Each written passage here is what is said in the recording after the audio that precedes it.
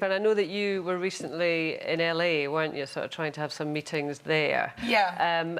How did you tackle that? I mean, do you try and sort of conform to what they want you to be, or just say, this is me? Well, I have got a very strong accent and I'm very aware of that. Sometimes I tone it down depending on my audience, but I mean, when I was in LA, I was having meetings out there, and I was having a meeting with for representation out in America, and they said, you know, like, you may need to tone it down a little bit, and I was thinking, what? Like, really? So I get that, you know, with people like Adele and James Corden, you've seen that they have toned it down when they've gone over to the States. But in terms of my nose and the recent surgery, sorry, I'm bringing it up again. I just want to talk about it all the time. No, a lot of people have said, oh, did you get it done to kind of conform and go with that LA appearance? And actually the answer to that was no, I did it for me, and I didn't do it because I wanted to fit into a certain lifestyle. But I actually get where, what was the actress called? Jenna.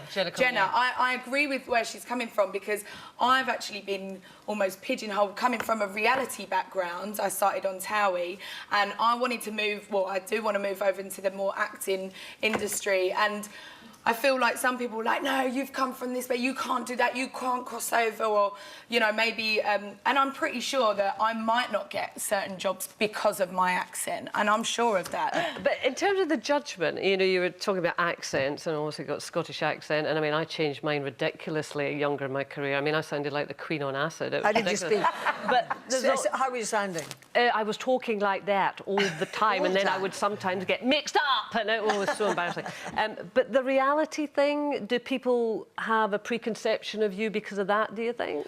I think there is a stigma around the whole reality star, and definitely, like, some people, like, you know, I did a musical, and I felt almost a bit uncomfortable walking in because, you know, I went through the whole same process. I auditioned and everything like that, but I felt a bit awkward because everyone had been through RADA and drama school, and I know that some people are like, she's like fast track, she's just walked off a reality show, so yeah, it can be difficult. But then ultimately, I have a dream just as much as everyone else. There's more than one way to skin a cat, and like there's one destination, and you know, so there's so many different roads to get there.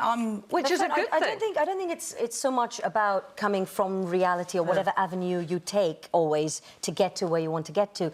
I have a question for you, which is, if acting is what you really wanted to do, or it's what you really want to do, why did you not go the drama school route? Why did you go the reality route? I studied theatre studies up to an A-level standard, and then as life kind of, you know, you think you're going one way. I auditioned for drama school. It didn't work out that way. I didn't get in. Then become a hairdresser, and then two of my best mates were on a reality show, and I just thought, yeah, I want a bit of that, and then I fell into it that way. And that's taking your opportunities, isn't it? You've got to take your opportunities where they are. I mean, Pete, you've always been really good at that, and people have judged you on various levels. I mean, does that bug you, or do you just go with it? See, my way of looking at it is, if you get put in a box, pigeonholed in a box, decorate that box, make it your home.